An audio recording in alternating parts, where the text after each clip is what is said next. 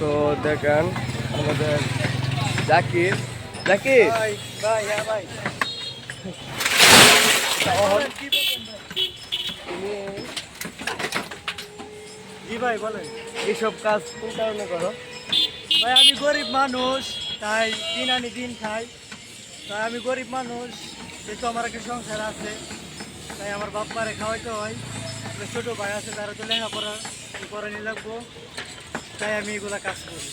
দেখেন ভাই আমাদের বয়সটা কি হয়েছে। তো ভাই আপনারা দোয়া করবেন আমাদের জন্য, একটু ভালো থাকি ইনশাল্লাহ। আপনারাও ভালো থাকেন, দোয়া করি। সুখ শান্তিতে থাকবেন, কারোর সাথে ঝগড়া টগড়া করবেন না। আলহামদুলিল্লাহ, ভালো থাকেন। এই পর্যন্তই আমার কথা। আসসালামু আলাইকুম। দেখছেন গ্যাস আমাদের লাইফটা এখনো কিছুই না, তো আমাদের কি কষ্ট করতে হয়।